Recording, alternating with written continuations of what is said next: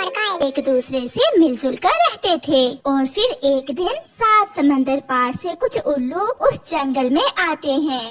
रात की तारीकी में वो उल्लू पहाड़ों पर गुफा में बैठे सलाह कर रहे थे। हमें इस जंगल के पक्षियों को अलग अलग करना होगा। मैं मानता हूँ कि ऐसा प्यार मैंने किसी दूसरे जंगल के पक्षियों में नहीं देखा, मगर हमें ये करना ही होगा।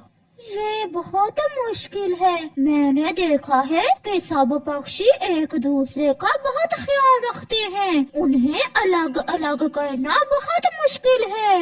अपने सैनिकों की बातें सुनकर सरदार उल्लू जो बूढ़ा था वो बोलता है, धर्म का सहारा लो और उन्हें अपने अपने धर्म में बांट दो। खुशियाँ एक है, दुख सुख एक है, मगर धर्म तो अलग अलग हैं। अपने बूढ़े सरदार की बात सुनकर सब उल्लू खुश हो जाते हैं। होगा, ये जरूर होगा। हम उन्हें अलग अलग बांट कर रहेंगे। अपनी योजना के अनुसार उल्लू कौवे के पास जाता है, जो अपनी पत्नी गोरी के साथ अपने घर के बाहर बैठा हुआ था।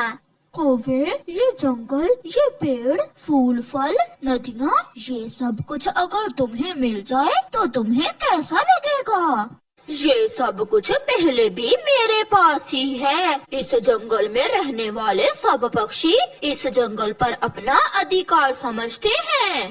तो फिर वो कबूतर और मिट्ठू तोता इस जंगल में क्या करते हैं? उल्लू जी, जैसे ये जंगल हमारा है वैसे ही ये जंगल उनका भी है। उनका धर्म अलग, तुम्हारा धर्म अलग, फिर एक साथ बैठना, एक साथ खुशियाँ मनाना, मुझे तो ये सब फजूल लगता है। कुछ ऐसी बातें करने के बाद उल्लू वहाँ से चला जाता है। कालू जी, ये तो कभी सोचा ही नहीं हमने। हम अलग अलग धर्म रखने वाले पक्षी एक साथ कैसे जी रहे हैं? बात तो उल्लू बहुत काम की करके गया है। इससे कोई फर्क नहीं पड़ता कि ये जंगल किसका है, कौन से धर्म के पक्षी इस जंगल में ज्यादा हैं। हमारे पूर्वज नस्लों से यहाँ एक साथ इकट्ठे रहते आए हैं। अगर जंगल को बांट लोगे तो जिसके हिस्से में जो आएगा वो उसका मालिक होगा। जैसे बड़े अमरूद के 2 पेड़ हमारे घरों के पास है, वो हमारे होंगे। हाँ, मिट्ठू समझ गया है मेरी बात। मिट्ठू, तुम कबूतर को भी समझा देना।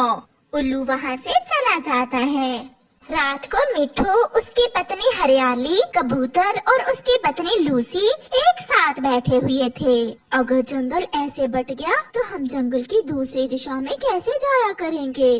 कोई मुश्किल नहीं है, वहाँ की सरकार से इजाजत लेकर हम एक दूसरे से मिल लिया करेंगे। हाँ, मगर चीजें और सब पेड़ पौधे अलग अलग होंगे। कितना मजा आएगा जब मैं अकेला अमरूद के पेड़ों से अमरूद तोड़कर खाया करूँगा। मेरा दिल डर रहा है, मैं ऐसा नहीं कर सकता। बात ठीक ही तो है मिट्ठू की। अब तो बंटवारा होगा, सब कुछ बंटकर रहेगा। एक एक पेड़ बांटकर हम अलग कर लेंगे। दूसरी तरफ उल्लू गुफा में बैठे थे। बच्चों, सब ठीक से किया है ना? बाबा जी, मिट्ठू की समझ में बात आ गई है और कौवे की पत्नी गोरी भी जंगल के बंटवारे पर राजी है। चिड़िया का बेटा उड़ता हुआ अमरूद के पेड़ पर जाता है। वो अमरूद खाने ही वाला था कि वहाँ मिट्ठू आ जाता है।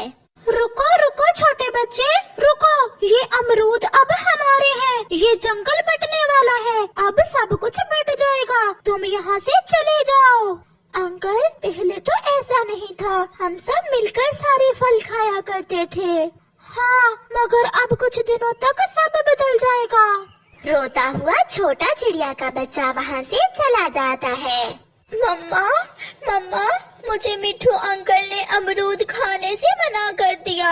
वो कहते हैं अब सब कुछ बंटने वाला है। उस मोटे मिट्ठू ने ऐसा क्यों किया? मैं अभी जाकर कौवे से बात करती हूँ। गुस्से में चिड़िया कौवे के पास जाती है। अगर उसके घर के पास अमरूद है तो हमारे घरों के पास भी फलों के पौधे हैं। अगर वो हमें मना करेंगे तो हमसे भी उम्मीद न रखें। चिड़िया, अभी बात बढ़ी नहीं है, मैं कुछ करता हूँ। जैसा है वैसा ही चलता रहे। जंगल को बांट लेने से हमारी खुशियाँ भी बट जाएंगी। हम एक दूसरे को देखने के लिए तरसा करेंगे। नहीं, अब हमने भी फैसला कर लिया है, ये जंगल बट कर ही रहेगा।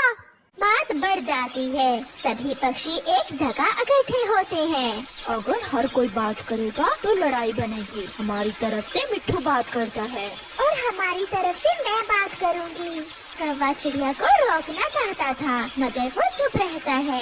कल मिट्ठू, तुमने मेरे बेटे को अमरूद खाने से रोका, अब तुम भी हमसे कोई उम्मीद न रखना। जंगल के दरमियान बाढ़ लग जाएगी, ना कोई हमारा पक्षी तुम्हारी तरफ आएगा और ना ही तुम्हारा कोई पक्षी हमारे जंगल की तरफ। कोई एतराज नहीं है, हम सब राजी हैं। हम एक दूसरे को खुशियाँ दे सकते हैं। ना हमें तुम्हारी जरूरत है और ना तुम्हारे जंगल की तरफ आने की जरूरत है। उल्लू बुला लिए जाते हैं, जंगल बट जाता है। एक जगह पर कांटेदार बाड़ लगाकर बंटवारा हो जाता है। उल्लू तो उस जंगल में आए ही इसी काम से थे। वो जानते थे कि मिलजुल कर रहने से वो जंगल बहुत आगे निकल जाएगा, इसलिए अपना काम करने के बाद वो उल्लू वहाँ से चले जाते हैं। 4 दिन की बहार गुजर जाती है। मिट्ठू के घर के पास अमरूद खत्म हो जाते हैं। जंगल में भोजन की भी कमी थी, सब उदास थे। गोरी कौवी और चिड़िया भी उदास बैठी हुई थीं। मैंने सोचा था कि जंगल बट भी गया तो क्या होगा, जब जी चाहेगा आपस में मिल लिया करेंगे। मेरा लूसी से बहुत दिल उदास है, मगर अब तो हम मिल भी नहीं सकते। मुझे क्या खबर थी कि ये बाढ़ नहीं बल्कि मौत और जिंदगी की लकीर बन जाएगी।